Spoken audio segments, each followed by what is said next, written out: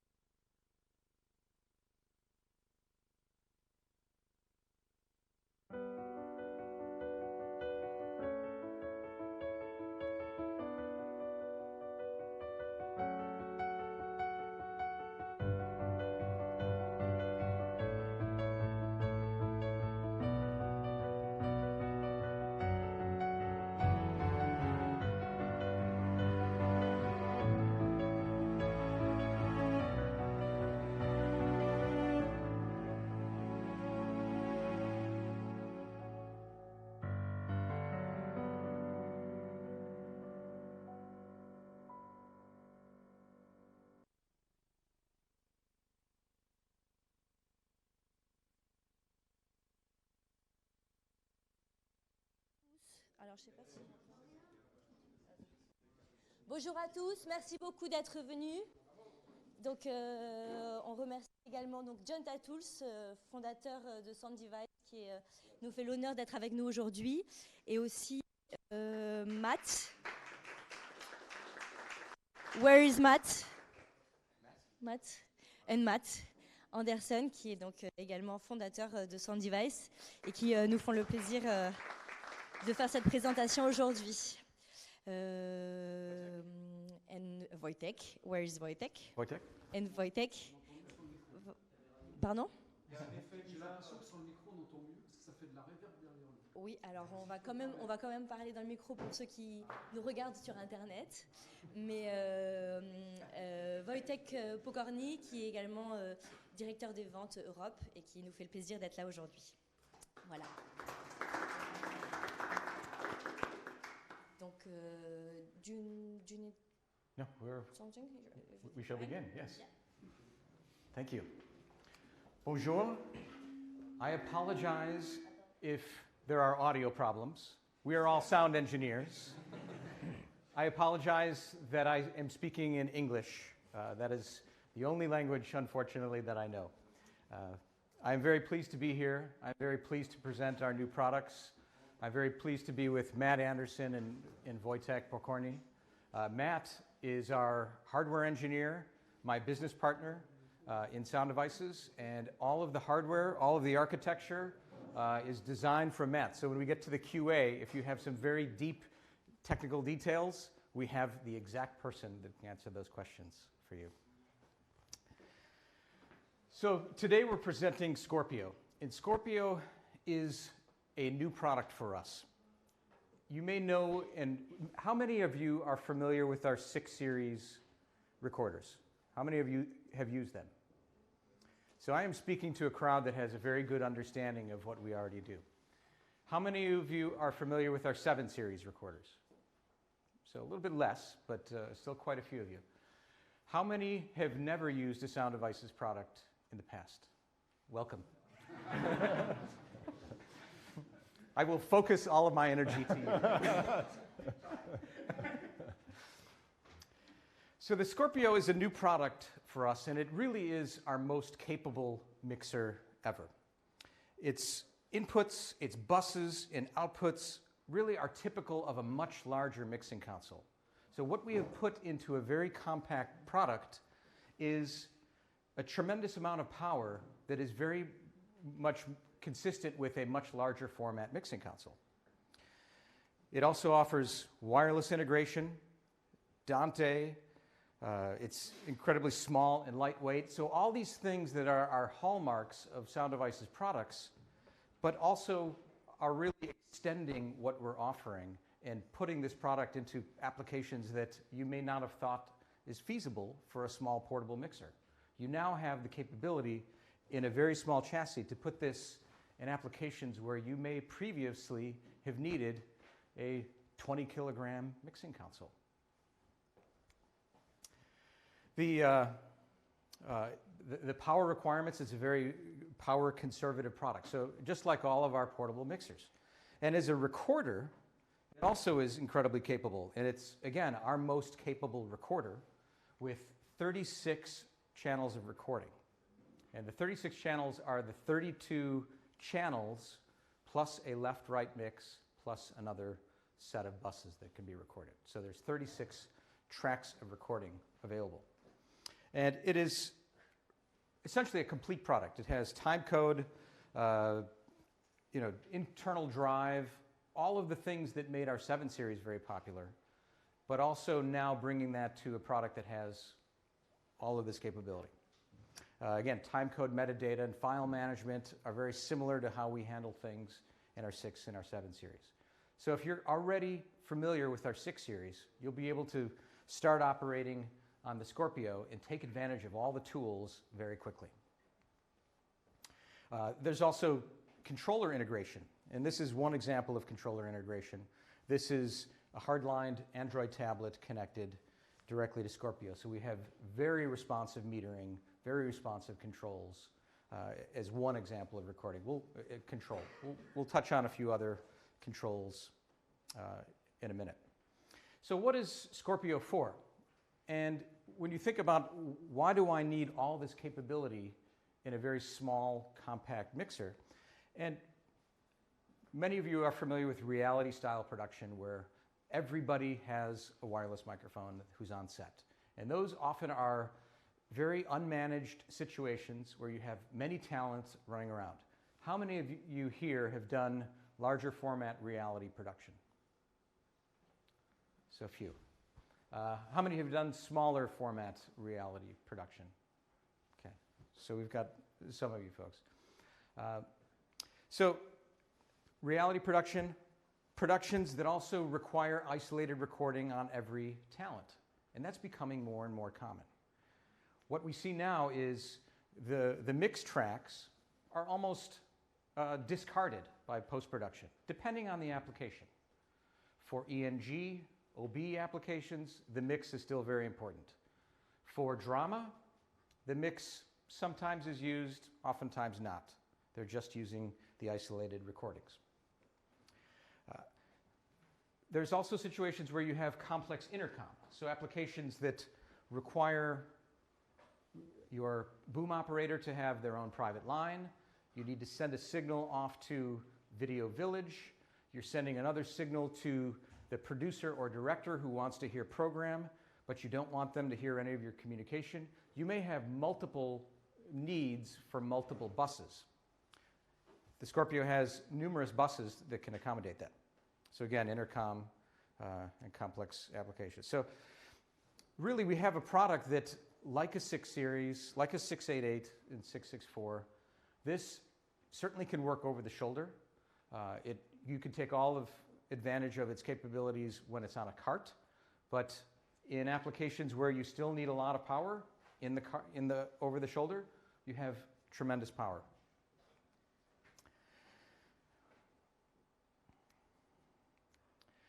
So in terms of audio performance, this product is a new circuit for us. So on board Scorpio are 16 microphone preamplifiers. This is the most that we have ever offered in a single compact product. We have the 970, which is our rack-mounted recorder. That does not have any microphone preamplifiers, and that has 8 channels of analog I/O, some digital and Dante. But what we've put into this product is 16 channels, 16 full microphone preamplifiers. And what that gives you is the ability to move this into applications that may not only be production. It may be music recording. The performance, the sonic characteristics of the circuitry lend itself to applications where you require very high dynamic range. So this is truly our highest dynamic range analog to digital circuitry, preamplifier circuitry. So this is, Matt has designed essentially what is our pinnacle of audio performance, and we are well known for having superb audio performance. A couple of things that are part of that are the ability to have a lot of gain. So there is tons of gain available for applications where you have distant microphones, low sensitivity microphones, and in situations like that, you need a high performance circuitry. You need a preamplifier that has lots of clean gain. So what we have here is a preamplifier that is essentially going to be limited only by your microphone sources. So it has enough dynamic range and low enough noise floor that your microphone is going to be the limiting factor. Another piece of the circuitry is the headphone amplifier. That is the tool that you have when you're on set to be able to evaluate your signal. That has to be superb. That has to be a great circuit.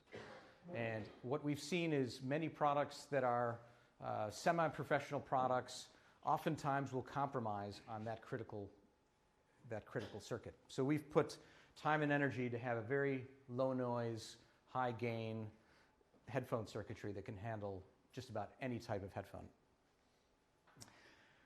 So many of you are familiar with the 688 and the 664, and there's a couple of things that we have changed to add tremendous flexibility when it comes to the product. And that is, there's really 4 elements of the product. And when you think about it, an input gets routed to a channel, channels get routed to buses, and then buses are routed to physical outputs. That's a little bit different than how we've had it in the past, a little bit more like our 788 in some ways. So I can take any of my inputs, and here's a block diagram, and this is, I'm not expecting anybody to be able to see this, but essentially our inputs can be selected and assigned to channels.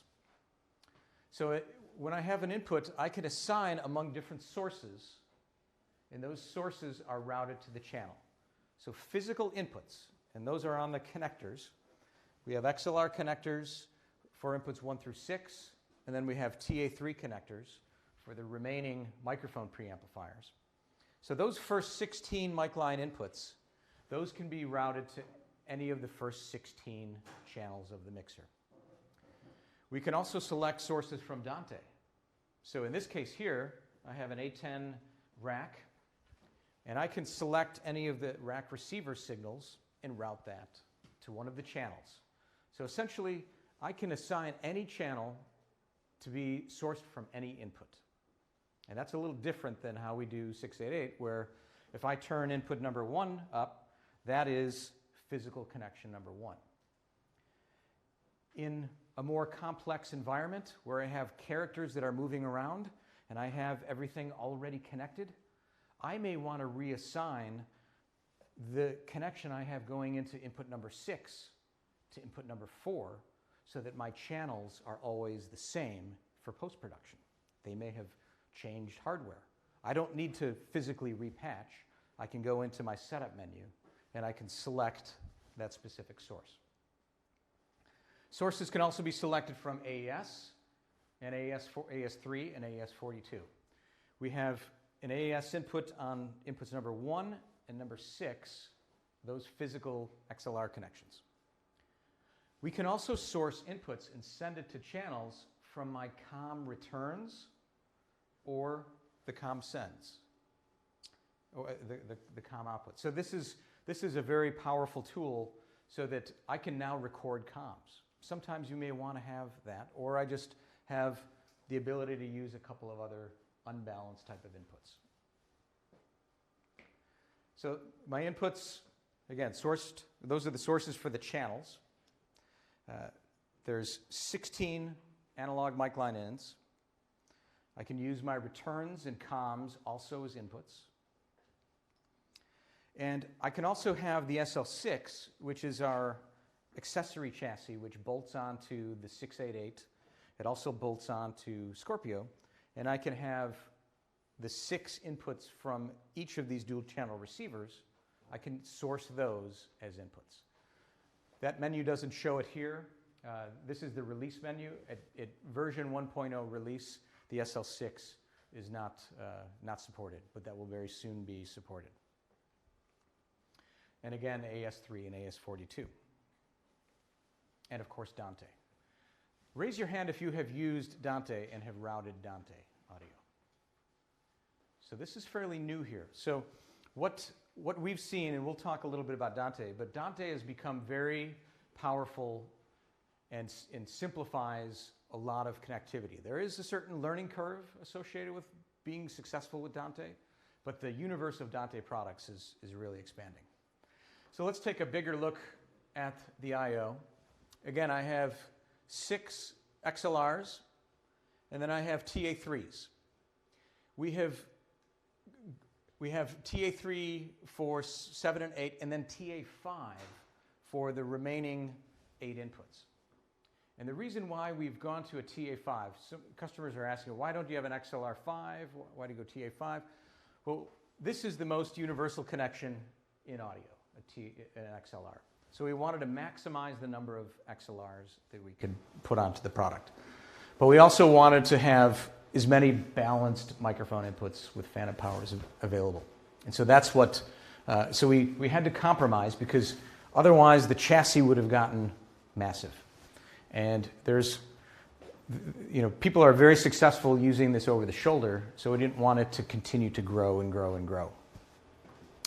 On the output panel here, there's numerous connections. These are output ports here. And again, we will talk a little bit about how we route to a port. Our left-right outputs are available on XLR and also on the 10-pin Hiroshi. We can assign AES outs. So we've got a full complement of physical ports on the product. So this is the channel screen. So remember, the physical input gets routed to one of the 32 channels. So, and the channels are, again, 32 addressable channels. And on the inputs number 1 through 16, we have numerous controls for these. So you can see, we see our trim value, our fader value, and we see the metering of each of the individual inputs when we're in the input menu. So we're actually in it right now. I don't have a source. and you'll see I navigate to get around the menu by scrolling with the controller, and then I'll enter the controller, and then I'll change a value. So that particular value is the high-pass filter. So there's a high-pass filter on all 16 of the inputs. There's additionally a 3-band EQ. So let's jump into the EQ. And this is something that is new for us, to offer EQ right at the menu here. Some of you are familiar with having EQ on the CL12 controller with the 688. No 688 is required, or no CL12 is required to get to the EQ. So there's a peaking or shelving, high frequency and low frequency, and a sweepable mid. So you can essentially dial in things. If you've got a lavalier buried under a shirt, you can give it a little high frequency tilt. So just the amount of EQ that you want. Now that EQ, you can see from the EQ, is set here for pre. The EQ can be placed in the circuit either pre-fade or post-fade. What that means is I can send an EQ'd signal along to my mix, but keep the pre-fade recording of it without EQ, which is very, very common. So oftentimes, post-production wants to receive their tracks with no EQ, no changes to them. And that's something that you can accomplish, and you can select pre or post EQ. So some of the other typical connections we have, which I'm blocking here, you can link channels as a stereo pair. And there's additional grouping that we'll talk about shortly. But we can do logical pairs, 1, 2, 3, 4, etc.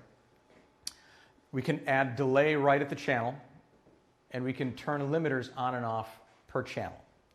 Now, the limiters are a new limiter circuit for us. We've spent a lot of time listening to these and evaluating them. And in our offices, in our design office in Madison, oftentimes you'll hear somebody screaming or yelling or some percussive sound going on as the software engineers are tuning the limiters. And then oftentimes they'll hear me yelling as I listen to the limiters and record them and get experience with them. Now, inputs number 17 through 32 are different than inputs 1 through 16. So 17 through 32 have all of this control that is capable. 17 through 32, there's a limited set of control for that. Let's jump into the menu here for that. Let me go to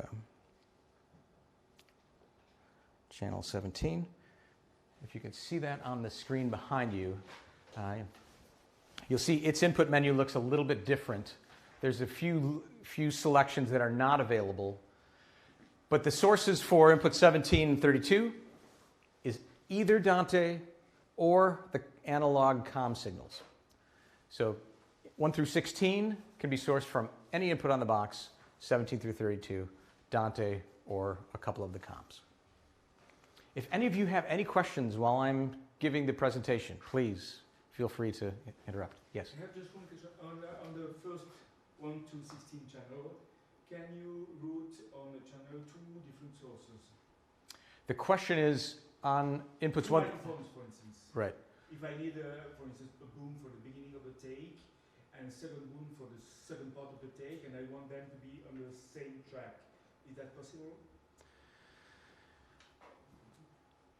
You can't double patch. The question is whether you can send a single, two signals to one channel. Yeah. You can toggle that in the menu and select between different inputs on the fly. And in fact, you can turn a channel off while you are recording. The unit will generate a new file based on that channel being out of the selection, and then you could make a change, but you can't route two inputs to a channel. Now, however, what you can do the other way is you can actually route one input to multiple channels. So I can have my main boom appear at two different channels. So this is This is common on a bigger digital mixing desk where I can take an input and I can route it to different inputs. So you have that ability, which is a unique and powerful tool. The other, so we have our inputs that are the sources for our channels. Everybody clear on that? Now we have buses. And remember, channels are recordable, so we can record all those channels. And then there's buses. And there's 12 buses on the Scorpio. So this is really, when you look at it, this is a lot like a very big digital console. Buses left and right are special because those are what we think of as your main buses. Sometimes people are not using them. Sometimes they're not being recorded. But oftentimes when a mixer is mixing a show, even if they're only recording ISOs, they are typically listening to a mix. So they're oftentimes listening to left-right. So when we hear mixers say, well, I don't need left or right at all, that's meaningless to me because I'm only doing ISOs. However, they're not mixing ISOs and listening to only ISOs one at a time. They're typically listening to a mix. So it still is an important, valid construct, even when just doing ISOs. So you can select whether you want left and right to be recorded or not recorded. Here is the, there's additional buses, which are buses B1, bus 1 through 10. And bus 1 through 10, this is the selection menu for the buses. And we can select from any of the 32 channels, all of the 32 channels, from left, right, from comms, from returns, or all of them to any of the 10 buses. So this is tremendously powerful. So I can build mixes with different combinations of channels sent to buses.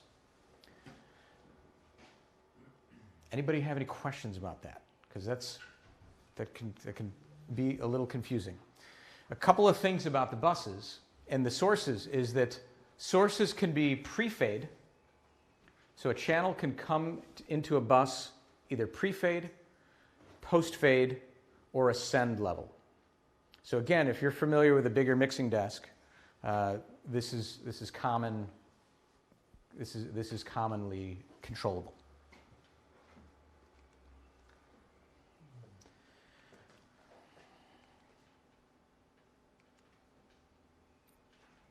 So again, left, right, and bus 1 and bus 2 are recordable. So 32 channels, bus 1, bus 2, and left, right. So that gives us our 36 tracks of recording. All right, so let's look at now the outputs. And the output connection, and probably easiest to go into the menu here.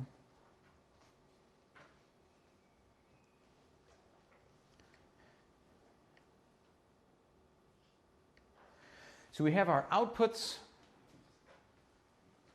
as a physical connection. So we had all those physical ports. And the physical ports on the mixer are X1 through X10. Or do we have do we have up to 10 outputs? I can't recall. Many different, X8. I think there's 8 physical ports plus the left, right. So we have many different output connections. So those are denoted by X1 through X8. And so these physical connections, and maybe we'll come along here. John, there's an X9 and X10. Oh, that's right. They're on the opposite side. So these are where our primary output connections are. And they're mainly on TA3s, multi-pin, Hiroshi, and left-right. And in the menu for the output, just like the menu for the buses, I can source my output connection from a variety of different sources. So if I wanted to take any specific input or any specific channel and route that as a direct out, I can go into my output menu and select any of my physical outputs as a direct out. Matt mentioned X9 and X10, which is actually something I use quite a bit. And the mixer's headphone jack is on this side, and On the opposite side, and that headphone jack is on a 3.5 millimeter connection, or a quarter-inch connection.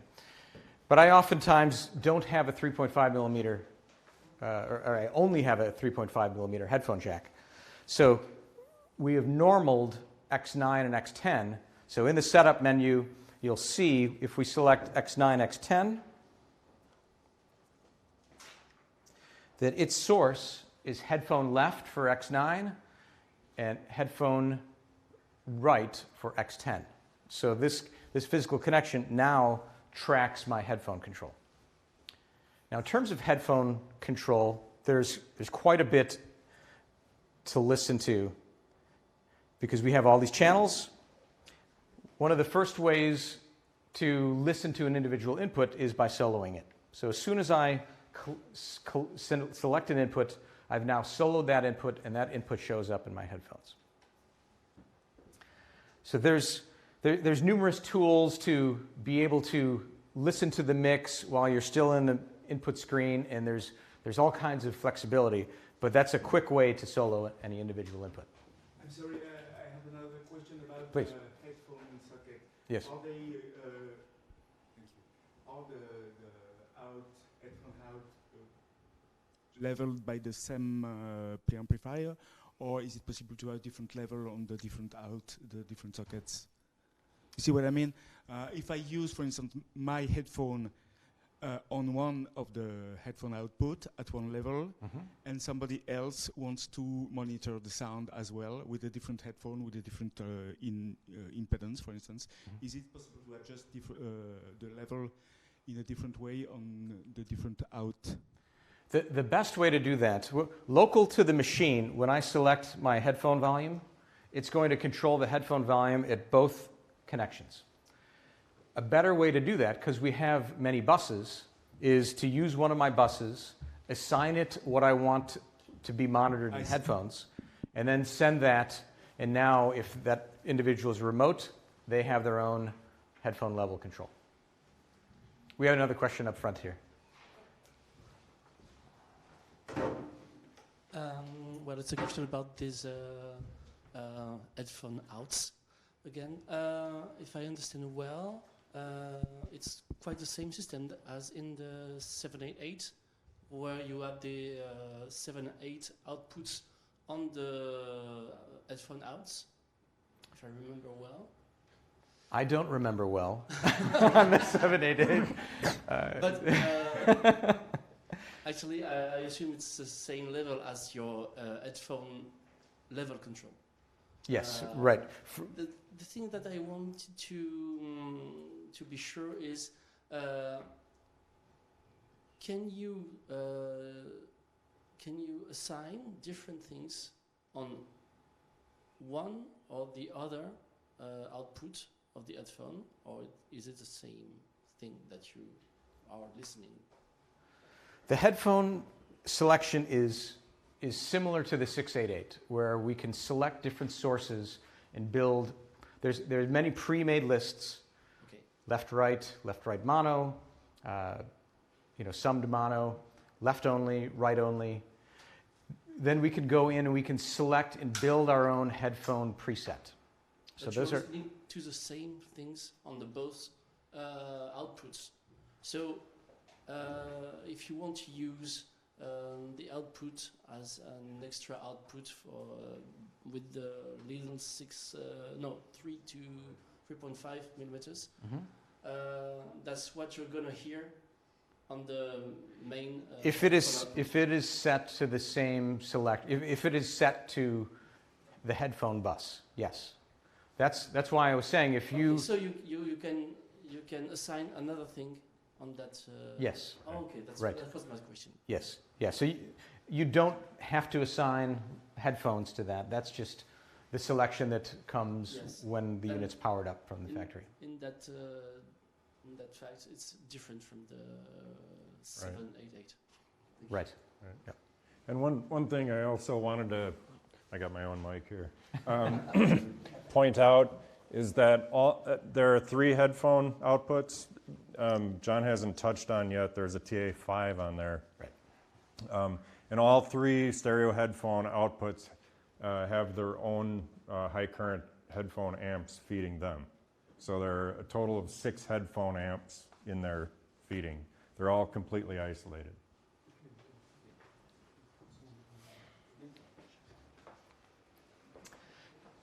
The additional outputs X1 through X10, again, we're talking about those. We can assign those and route to them a variety of different sources. So let's get back to that setup menu here for the outputs.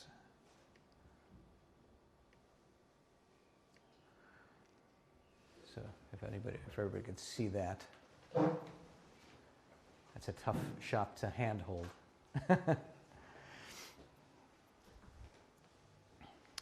So again, the sources are channels, buses, all of the above. And then each of the physical ports can have delay assigned to them. So this is where you would put delay if you are synchronizing this with picture. The delay on the inputs, often used for source alignment. Delay on the physical outputs, often used for synchronization with video signals.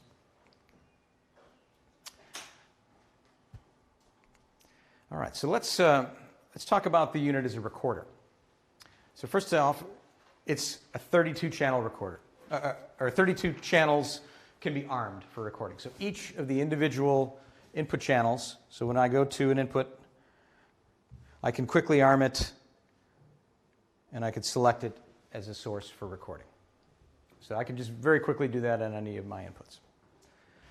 I can also do that on my control surface here. So I can come to this and I can arm and disarm a track right from, these tracks must be off, right from the screen here.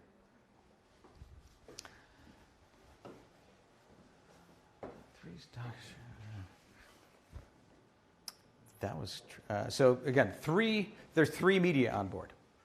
So there's an internal hard drive, or actually an internal SSD. So it's a solid state drive that is it on a circuit board, or is it actually right onto the? It's on a removable circuit. So it's on a removable circuit board. So it's not designed for user replacement in the field, but it is a serviceable drive. So it is removable and replaceable as a service item. There's also 2 card slots. So there's an SD card 1 and an SD card 2 slot. So to these recording medium, we can obviously record at different sampling rates. The unit supports 48 kilohertz, all the variations of 48, 96 kilohertz, and also up to 192 kilohertz.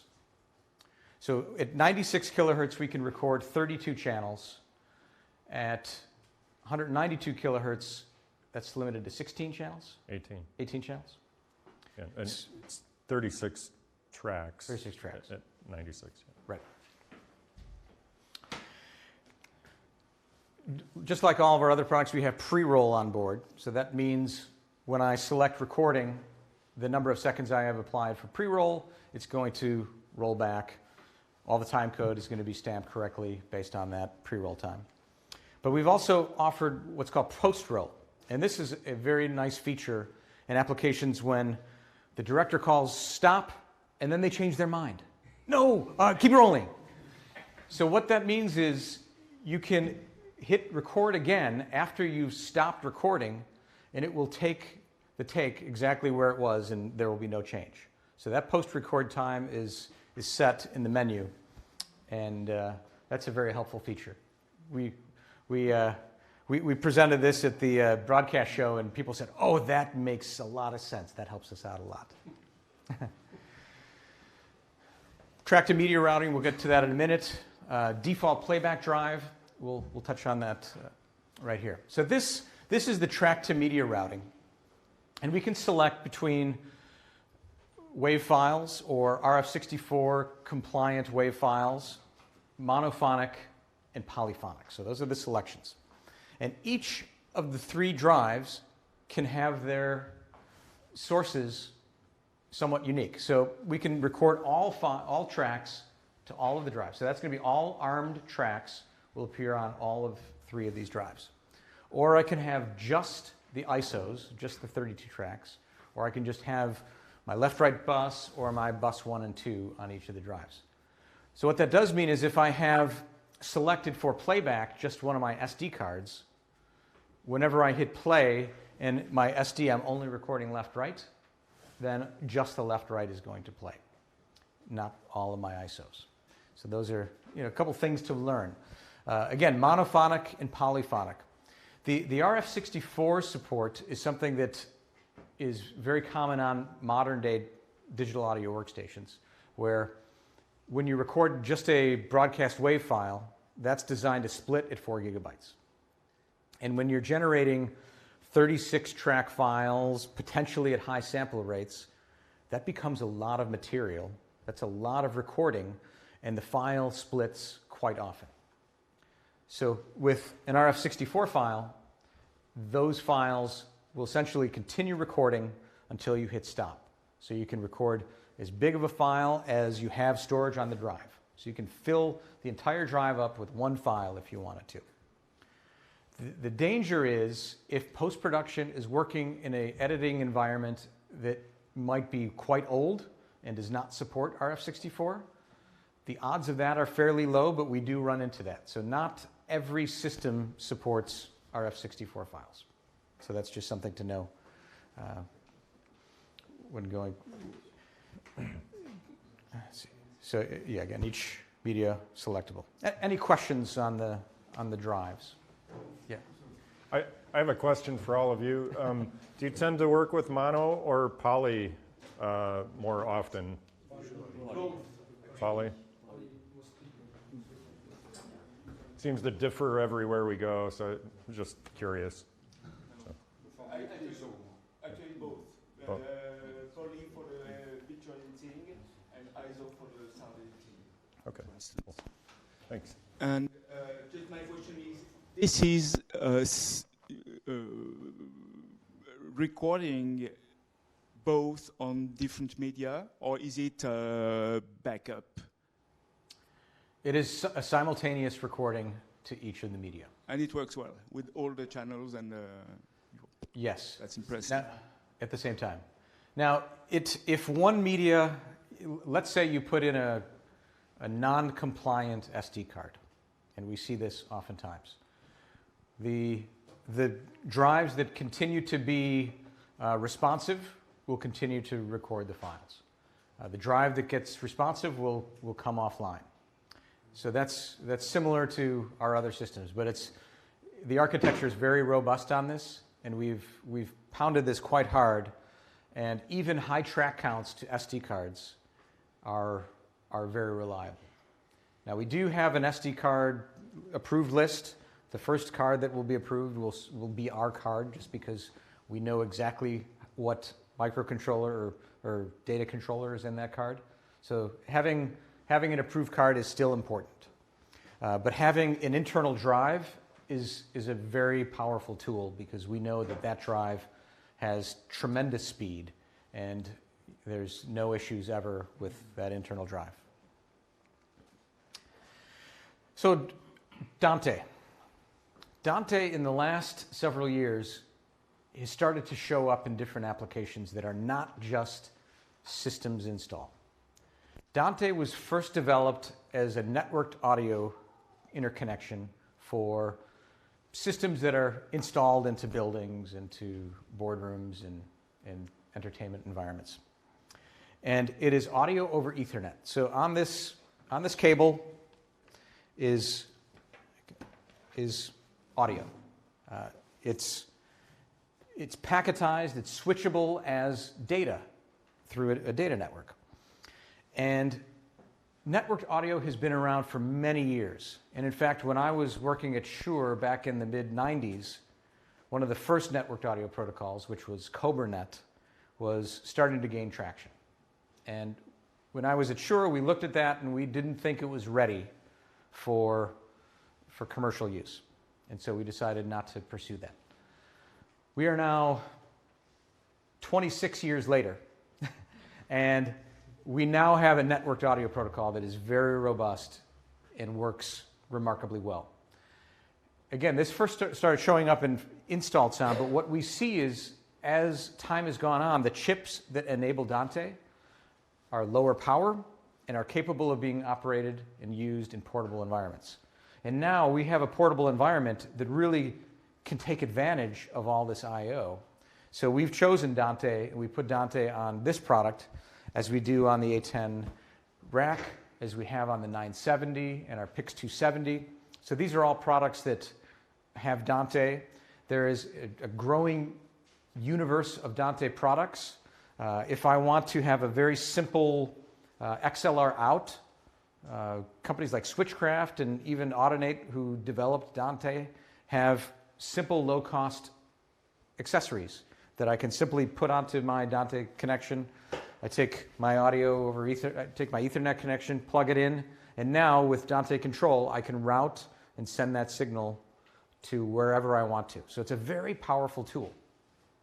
At first, it seems a little scary because yes, I can't see the signal. I just have one connection. So I do need to have a good understanding of what I want to do before I do it. Troubleshooting a Dante setup is a little bit more difficult than troubleshooting an analog audio connection. Analog, I know, I have a physical connection. I can see and I can trace it. But Dante needs to be a little bit more thought ahead of time. So it really is, Dante has emerged as the industry's most popular protocol. There's another one that is very similar called Ravenna. They operate essentially on the same principles, but you see many console manufacturers are embracing this. So there's not a single digital console that doesn't have some kind of networked audio. Another great tool is in an environment where I have two Scorpios. If I happen to need 32 channels of microphone preamplifier for some big recording project, and I have a Scorpio, I can hire another Scorpio, I can link them together, and I can now record on one device all of those microphone inputs. So it's a great tool for multi-unit linking. Our protocol, we support 32 channels of in and out. There's numerous devices that support different sampling rates and I/O amounts. 16 by 16, 2 by 2, 4 by 4, 8 by 8. The 970, which is our rack mount recorder, does 64 by 64. But Scorpio does 32 by 32. The configuration for Dante is done and configured through Dante Controller. So this is an application from Audinate, which is the developer of Dante. And that is where you would go in and you do your routing and your patching of all of your signals. So again, it requires a little bit more thought ahead of time when you're going to put together a strategy when you start to use Dante. But what it represents is a single connection that gives you all kinds of additional I/O. And it really is a nice benefit. Control surfaces. This is a topic that is very popular because on a lot of card applications, you're sitting in front of your mixer all day and you want to have a controller in front of you so that you can have your linear faders and control. And our first release of Scorpio supports the Icon platform series of MCU controllers.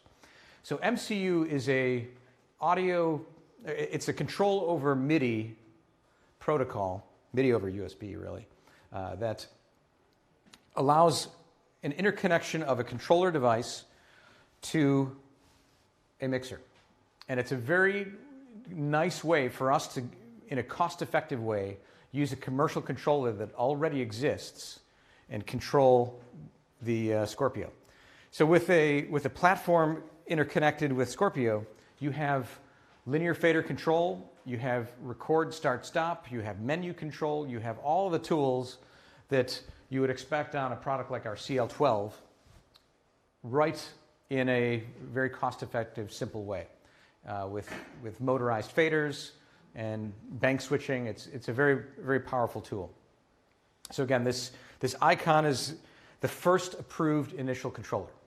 So now MCU as a protocol is very powerful. Over the years, the 6 series have been controlled by our CL12, and that's a nice, powerful tool. That protocol, that interconnection protocol, was developed a few years ago, and the implementation within the Scorpio is kind of the latest up-to-date version. So this is really more comprehensive and capable of more control. So you can essentially map the entire box to these controllers. So we are exploring other controllers. We know that other controllers are something that customers are interested in. Many customers are looking at us for a controller. Other customers are very satisfied with what controller universe already exists out there. So we're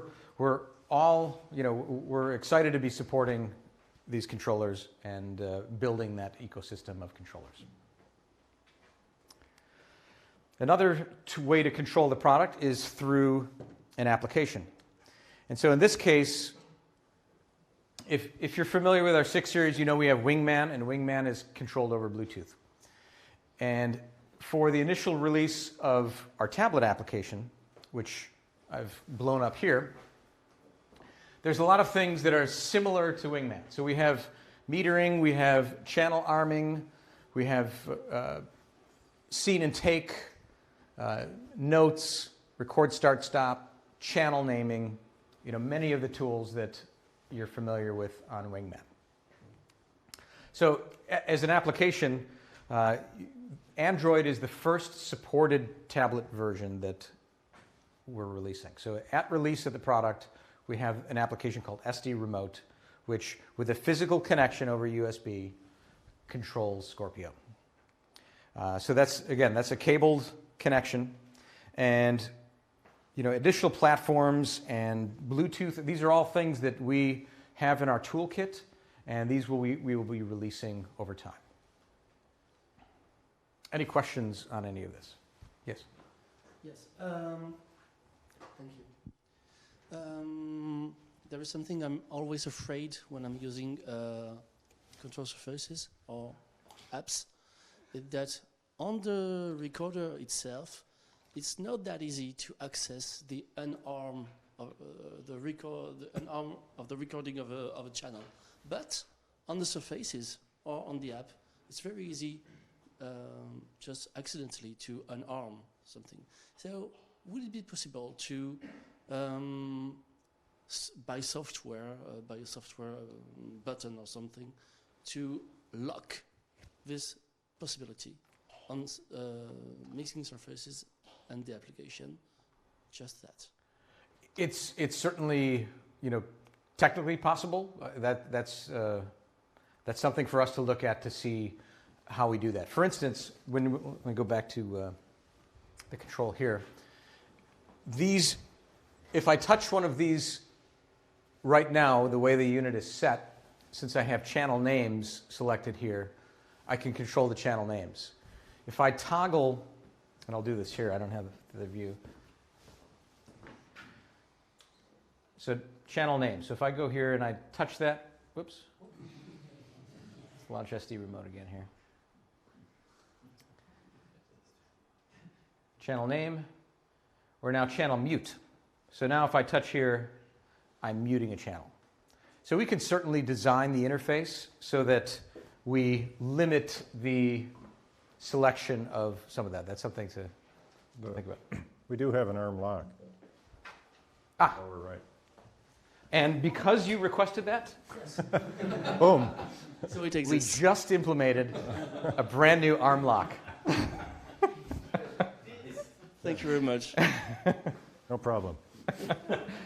On very my responsive. CL12, I built plexiglass protections for the button, so I'm sure that I can't. Right. It happens. To stop the record, you just have to put your finger on the button. You have to hold it down deliberately, yes. down. Right. Same thing on the front of the unit. You have to deliberately hold it down. So powering of the unit, yes. Just an additional question. Please. The 6 potentiometers in the front, can be affected to any function, or are they locked to the level of the 6 XLR? You mean the big files, the big knobs? The 6 one, just in the front. Yeah, the big one. The 6, these are the first 6 channels. These are the first 6 channels, Yes. not the first 6 input. Correct. Correct. Right. Because Okay. remember, we can select different sources for the Okay. channels. Perfect, thank you. Right. So powering of the unit is quite flexible. There's 2 DC inputs on TA4 connections. We've seen numerous manufacturers moving to the TA4 as a power connection. It has a higher current capacity than a Hiroshi connection. And also the pin wiring that we are using is compatible with the smart batteries. So some of these batteries present and have a microcontroller that counts their charging cycles, and that's visible in the menu. Version 1.0 does not support that. That's something that we'll be supporting in later versions. There's also 2 L-mount Sony batteries. This is similar to what we have on the 688, where we have 2 batteries. The thing that's different about this is that we also have a charging circuit on board. So like the 7 series, where you can attach batteries and have them always ready to go because you're powering off of external DC, and if you pull or if external DC is lost, it always changes over to your battery. You can do the same thing now with 2 of the L-mount batteries. Any questions on powering? There is no more cells inside the AA's or inside the... No double A's, right. We would need many, many double A's. If you think about what is in Scorpio, the number of microphone preamplifiers, Dante, all the controller capability, the number of channels of recording, how many drives it can record to, that's quite a lot of power. And when you think about what a digital console often has, which is an enormous power supply, very large power supply, we are able to power the unit extremely efficiently with just typical portable batteries. The unit is quite intelligent when it comes to power savings. So when channels are unused and they're turned off, they're out of the circuit. If Dante is not used, it's out of the circuit. And essentially anything that's not in operation is shut down and goes into a low power state. One of the highest power consuming circuits is the battery charger. So if you're not charging the onboard batteries, that can dramatically reduce how much power it's pulling from an external DC.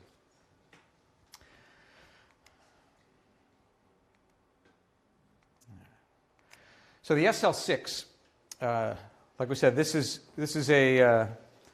will soon be supported, is an external chassis that accepts accepts slot-based wireless receivers. Any of you used any of the Audio Limited, Electrosonics, WYSICOM slot receivers? This is a nice integration because what you get with the SL6 is audio interconnection, power interconnection, and control are all done on the multi-pin connection. So when an SL6 is attached to the Scorpio, in the Scorpio menu, when we introduce that feature, you will have the ability to control the receivers just like you do on a 688. So this is a nice integration to quickly add additional wireless receivers and keep the system very compact. A couple of other things I'd like to show before wrapping up. One of the gentlemen I spoke to earlier had a question about input linking. So we've offered some new tools on board for channel linking, and that's called input grouping. So let's go to the menu here.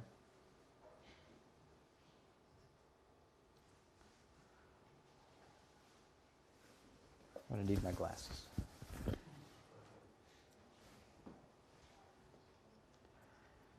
So in the channel setup, I have my channel grouping. And this is something that's unique and is very powerful because you may have applications where you might want to have a certain number of microphones associated with each other. Maybe I have a giant Decca tree for surround recording, and I want those microphones showing up on this particular channel, and I want to control those with a single fader. So I can set up various groups so that I can, actually four groups of different channel arrangements, and each of those groups is controlled by the lowest value fader in that group. So I can have inputs 1 through 4 as a group, and input 1 will control that group. I can have 5 and 6 as a stereo pair. I can have 7, 8, 9, 10 is another 4-channel group. And I'll control that with number 7. So grouping is a very powerful tool to simplify those multi-input types of controls. So that's especially powerful when you've got Dante and you might have a mix coming in from another environment that's already set and you want to have all those individual levels. Yes, you had a question. Is the group include the gain and the low cut? When you group 4 channels? I believe it's faders only. Yeah. And It's not gain. yeah, and the trims are separate. Right. So the trim can be set numerically, input by input. So you can set your trim to the exact same value, and the architecture is such that that value is the gain value. And then when your faders are linked as a group, you've got, essentially it's like a DCA control on a digital console. So that's it for the formal presentation. Now I'm going to open the floor to questions. I have another question. Yes, please. The groups for the input linking. So can you declare a link as an MS something or ambisonic and have decoding for the control with the headphone? We have in some of our products, in our MixPre 6, in our MixPre 10, we have ambisonic decoding. Those are features that we will be bringing to the Scorpio. Yes, but not now. Correct. Thank you. What kind of applications do you do ambisonic recording? Ambience, mostly. Yeah. We have a live question. Yes. From Aaron. Do they have a time estimate when the SL6 will be supported?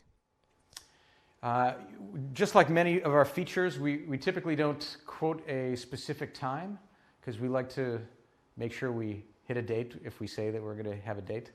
So there's no official date when the SL6, but that's on the very short list of features to include. Aaron from the live is also asking. Also, I know electro receivers won't be supported in the SL6 initially. Is there a time estimate when electro will be supported? Soon. Straight from our head engineer, soon. Soon.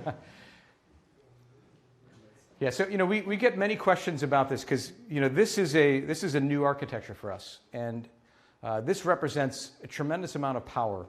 And our criteria coming out with the product and releasing the product was to make the core feature set incredibly robust and all of the tools that we know a mixer is going to need right away to be successful and have that at release. There are other features that are on that very short list. For instance, automatic mixing. We offer automatic mixing in our 788, in our 633, and our 688. We have Dugan on the 633 and the 688. That is a tool that will absolutely be on Scorpio, and again, that will be soon. Yes. I have a question about editing metadata. Once a file is recorded, how can you have access to the file name, some comments, or any metadata? You are one of the few customers here that are not familiar with the 6 series, but it's actually afterwards. It's probably what I would recommend is come up here and we'll jump into the menu and we'll show you. But there is a tool to edit the metadata. Yes, right. There's also you can preset the metadata for for your next files. There's a number of management tools available. Do you have a line of faders like the CL8 for 788 or I don't remember the name. The CL6 would be. CL6, that's right. For bag applications? For bag applications, this is a little bit different of an architecture than a 688. For instance, when we go to the input menu, we'll select an input. Unlike on a 633, where this control on the top here, adjacent to the control, was pan, we have moved pan to a menu. So oftentimes you're panning either left, center, or right, but you may also want a continuously variable pan, and you can select that as well. But instead of having that presented as its own dedicated control, because that's a fairly little used control in our world, we've taken that button, or that control, and we've brought it so that for the first 12 inputs, we have input trim and fader control. Okay. So where a 688 and a CL6 gave you that control, it's less of a need in a bag for those additional 6 channels. So now if the question is, if you're in a bag and you have more than 12 channels, at that point you may not be in a bag anymore. Any other? Yes. Yeah, about sure. the front panel, you just said you have trim and fader for the 16 channel, right? The 12. For the first 12 channels, yes. So you have the big ones are the fader for 1 to 6. The top ones are the trim for 1 Yes. to 6, and then you have two.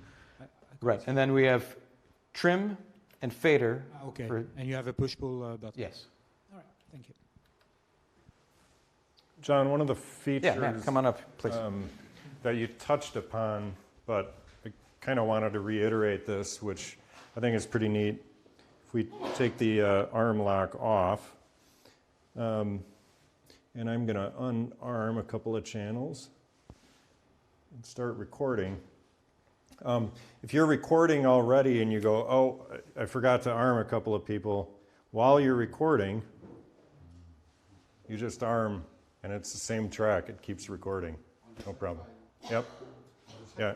It splits the file and appends a letter to it.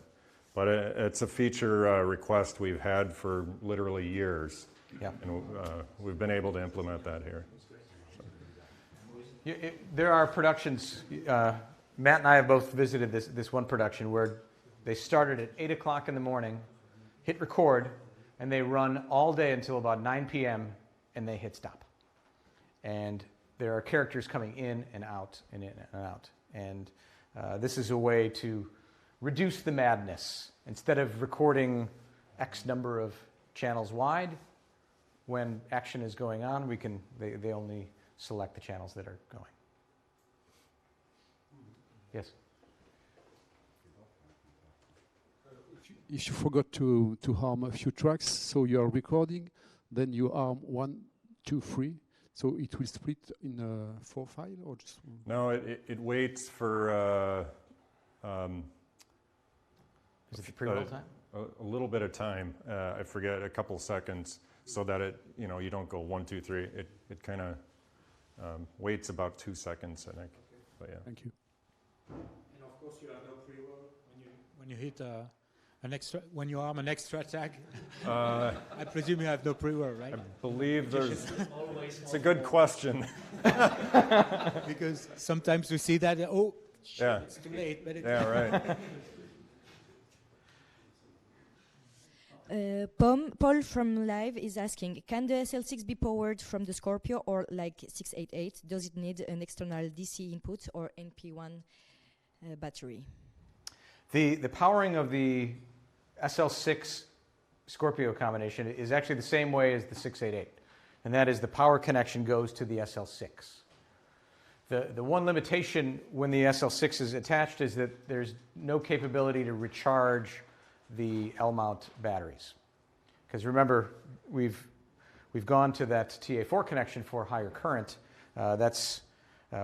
We didn't feel comfortable bringing that much current in on the Hiroshi. Charge that, power this, power up the receivers. That's quite a bit of power draw on the Hiroshi. And it will power off the battery that you slide into the SL6, the whole unit. Right, so either external DC or an NP style battery connected to the SL6 will power that combination. Is the CL12 will be able to work with the Scorpio? In the You know, we've had a few customers asking that, and the answer right now is that those are two different architectures. So the CL12 is designed for the 6 series, which its control protocol is unique to those. But we have had that question, but there's no support for that. Emmanuel is asking, will the Dagon Automix be software or hardware update? That's going to be a software update. So the Automix, additional user interface controls and all those kinds of tools, we fortunately can update that with a firmware update. Similar to what we did with the 688 and the 633, customers at one time didn't have those features available. Firmware update, all of a sudden the product has those features. Question about the slate mic. Yes. Do we have one on this? Yes, that's good questions. It's John's favorite feature of this. Well, I use the slate mic all the time, and the slate mic is actually it's a good sounding slate microphone, but there's a couple of selections for slate mics. First, I need my glasses again. So when I go into the slate and the communications routing, there's lots of flexibility when it comes to this. My first selection is what is the source. So as Matt had mentioned, there's a 5-pin headphone jack, or a headset jack, so that you can connect the microphone signal as well as your headset to that connection. So you can use the internal slate microphone, which I think sounds good, or you can use, obviously, a dedicated headset as your slate source. And you can program the buttons to choose what the behavior is of your slate microphone. So your slate microphone, you can send it to one of your comms, you can send it to the other comm, and you program that with the menu to select what individual comm track you want your slate mic to go to. And then both the internal and the external slate mic have gain adjustment in the menu. So the external up to 60 dB. Yeah, what we've seen is a lot of these inexpensive slate microphones have very low sensitivity. So oftentimes you need to raise that gain. It was oftentimes something that customers would want on their 688. They'd want more gain. We can do some of that digitally, but here it's been built in on the analog side of the input. So we can use a dynamic mic, for example? Yes. Mm-hmm. Yeah, dynamic microphone right here, 60 dB should be... Like SM57 or something like that. Oh yeah, certainly. Yeah, that'd be great. Yeah. Yes? I see a small possibility of connecting an antenna on the device. What is this for? As I mentioned, the initial control interconnection between the tablet and the device's hard line, there's a Bluetooth radio built into the product, and that antenna is access to it. It's not required for the Bluetooth, I don't believe. It is for full reception. Mm-hmm. Yeah. So on our other products, on the Mix Pre, we have an internal Bluetooth antenna, and then on the 6 series, there's a little dongle. And on this, we've put kind of a proper quarter wave, that you can remote mount if you want, or whatever. And can we expect any Wi-Fi connection also? Or? Right now, it's supporting Bluetooth, but what would you want to? I don't know. Oh. Just to understand. All right. The possibilities. Thank you. From Steven, he asks, if you arm and unarmed tracks, will track numbers stay the same? If you are doing that while you are recording, you are in the same file. So yes, you will continue with that. Or although it's a new file with an appendage of But the Yeah. same Character. track the same take number. the same take number. It's Yeah. just an appendix, like a letter or something. Yes. Right. Yes. But yeah, they stay the same. Pat is asking, are we gonna see a SL12? Like I said, the controllers are important to us, and we're excited to have these initial support of these initial controllers. If you look back at our history, products like the 788, we came out and we listened to what the market had requested, and they requested a controller from us, and we brought that out.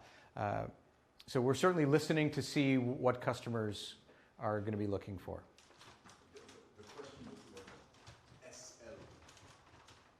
Oh, an SL12. Oh, an SL12. The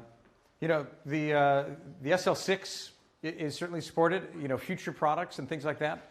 Again, it's a very powerful platform and is extensible, so it's likely that we will have new accessories in the future for Scorpio. What those are, we certainly don't have any comment on that, but from a hardware standpoint, it's a very powerful platform that can build upon itself. Yes? Well, if I remember well, you have only 4 digital inputs with AES-3 and 2 with AES-42. That's right? Yes. Why only 4 with AES-3? What we see is oftentimes those are going to be connections from a slot receiver that already can connect through an SL6 or through a rack-mounted device to Dante. Because it is redundant with the Dante. Right. inputs. So what we see is that Dante gives us a superset of connectivity, because there's Dante tools that allow us to go to AES. There's Dante tools that allow us to go to MADI. In fact, you can use our 970 to do that. But Dante to other formats is a universe that continues to grow. So Dante is a very powerful tool to get additional digital signals into the box. If we use a controller, can we imagine in the future to record the fader movement in the metadata, as the Zaxcom do? That's certainly possible. Yeah. Do you see that as a kind of big requirement or a desire? Yeah, it's interesting for fiction or for the operator to record the movement. Yeah, I mean, we certainly have the processing capability to do that, and there's several different ways that is accomplished and different compatibility with different DAWs. So, we're certainly investigating that.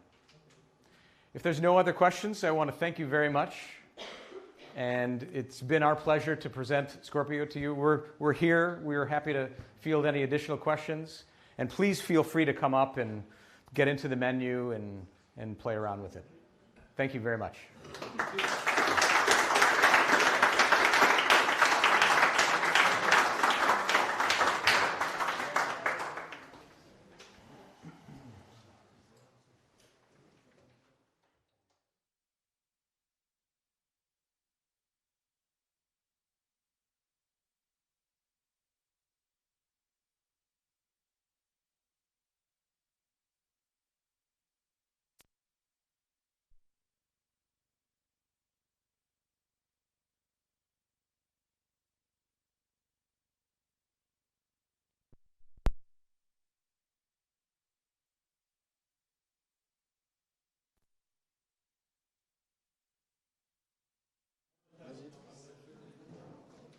Ah oui.